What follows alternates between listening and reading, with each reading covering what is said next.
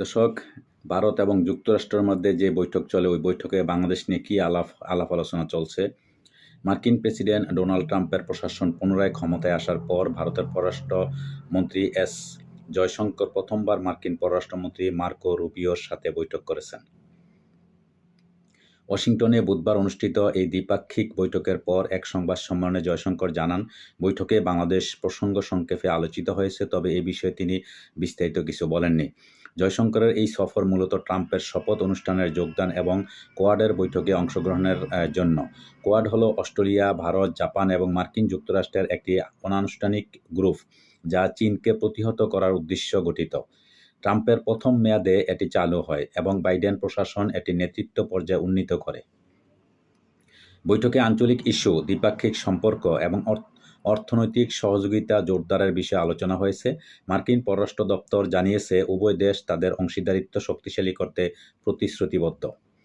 এছাড়া অভিবাসন সমস্যার পাশাপাশি প্রযুক্তি, প্রতিরক্ষা সহযোগিতা, জ্বালানি এবং উন্মুক্ত ইন্দো প্যাসিফিক অঞ্চলের প্রতিষ্ঠার বিষয়েও বিস্তারিত আলোচনা হয়েছে।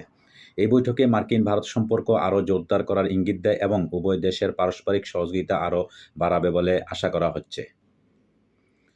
দর্শক, আপনারা জানেন যে ভারতের যে মোদী সরকার, তার সাথে ট্রাম্পেরও ভালো একটা সম্পর্ক আছে। দীর্ঘদিন যাবৎ তারা অনেক কিছু আশা আকাঙ্ক্ষা রয়েছে।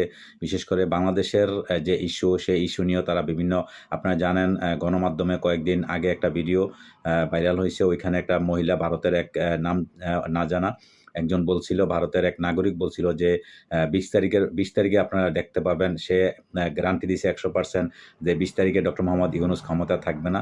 কিন্তু তাদের সবচেয়ে বড় এখন জ্বালা যন্ত্রণা, সবচেয়ে বেশি মাথা ব্যথা এখন ডক্টর ইউনূসকে নিয়ে।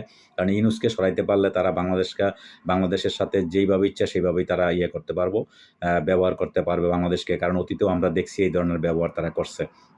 তার কারণ হচ্ছে, যদি একটা রাজনৈতিক সরকার ক্ষমতায় যায়, বিএনপি বা অন্যান্য যে কোনো দল গেলে তাদের সাথে একটা আঁতাত করে তারা বাংলাদেশকে বিভিন্নভাবে তারা করতে পারবে, শোষণ করতে পারবে। তো সেই চেষ্টা করতেছে, কিন্তু বর্তমানে ডক্টর মোহাম্মদ ইউনূসের সাথে এটা সম্ভব হচ্ছে না। কারণ ডক্টর মোহাম্মদ ইউনূস বরাবরই দেশের সার্বভৌমত্ব রক্ষা এবং দেশের যে মান সম্মান সব কিছু অক্ষত রেখে, দেশের স্বার্থ সব কিছু রেখে তারপর সে কাজ করতে রাজি, ব্যবসা বাণিজ্য সব কিছু।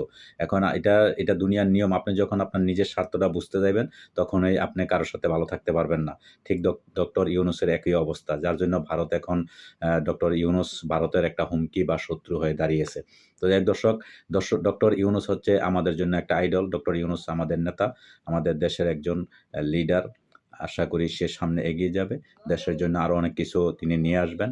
তো দর্শক, আপনারা জানেন তিনি বর্তমানে সুইজারল্যান্ডে আছেন 4 দিনের সফরে। তো তিনি আগামীকালকে চলে আসবেন। তো দর্শক, আজকে এই পর্যন্ত, ভালো থাকবেন। আল্লাহ হাফেজ।